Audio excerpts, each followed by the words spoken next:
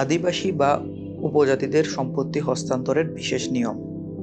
সাধারণত আমরা জানি যে একটি জমি ক্রয়, বিক্রয়, দান, উইল বা অন্য যে কোনো উপায়ে হস্তান্তরের জন্য দুই পক্ষের মধ্যে একটি দলিল সম্পাদন করা হয় এবং তার পরবর্তীতে সাব রেজিস্ট্রি অফিসে নিয়ে উক্ত দলিলটি রেজিস্ট্রেশন করা হয়। এভাবেই একটি জমির হস্তান্তর প্রক্রিয়া পরিচালিত হয়ে থাকে। কিন্তু আপনি যদি কোনো উপজাতি বা আদিবাসীর কাছ থেকে সম্পত্তি ক্রয় করতে চান এবং আপনি নিজে উপজাতি বা আদিবাসী নন, সেই ক্ষেত্রে আপনাদেরকে একটি বাড়তি প্রক্রিয়া অনুসরণ করতে হবে।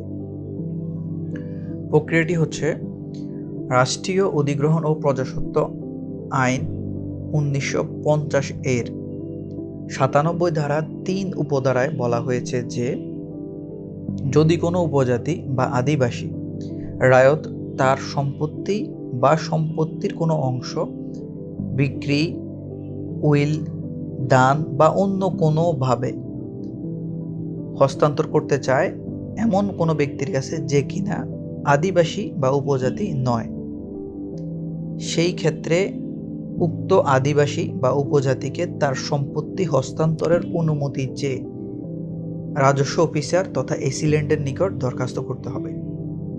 দরখাস্ত করার পর এসিল্যান্ড উক্ত বিষয়টি রাষ্ট্রীয় অধিগ্রহণ ও প্রজাস্বত্ব আইন 1950 এর 90 ধারা এবং ভূমি সংস্কার অধ্যাদেশ 1984 এর বিধানাবলী বিবেচনা করে উক্ত দরখাস্তটি অনুমোদন দিতে পারেন, আবার চাইলে সেটিকে বাতিলও করতে পারেন। রেসিল্যান্ড অনুমতি প্রদান করলে উক্ত আদিবাসী বা উপজাতি আপনার কাছে ওনার সম্পত্তি বিক্রয় করতে পারবেন। কিন্তু এই নিয়ম অনুসরণ না করে যদি কোনো আদিবাসী বা উপজাতি কোনো জমি হস্তান্তর করে থাকে তাহলে সেটি আইনের দৃষ্টিতে অবৈধ হবে এবং হস্তান্তরটি অবৈধ হবে। মোদ্দা কথা হচ্ছে উপজাতি বা আদিবাসী তাদের যে সম্পত্তি রয়েছে সেগুলো সাধারণত উপজাতি এবং আদিবাসীদের মধ্যে থাকাটাই শ্রেয়।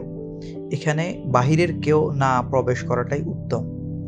কেন বাহিরের কারো কাছে বিক্রি করা হবে এবং কেন বাহিরের লোক উপজাতি বা আদিবাসীদের সম্পত্তি ক্রয় করবেন, এই বিষয়টি এসিল্যান্ডের নিকট যাতে লিপিবদ্ধ করা থাকে বা ওনার যাতে সেটি নলেজে থাকে, এই কারণেই এই নিয়মটি প্রডিউস করা হয়েছে।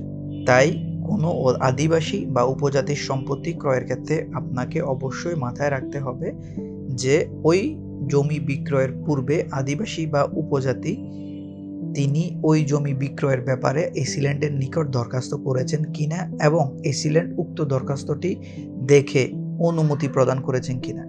অন্যথায় ওই জমি ক্রয় করার পর আপনি ক্ষতিগ্রস্ত হতে পারেন, কেননা ওই জমি বিক্রয়টি বৈধ নয়। ধন্যবাদ। আসসালামু আলাইকুম।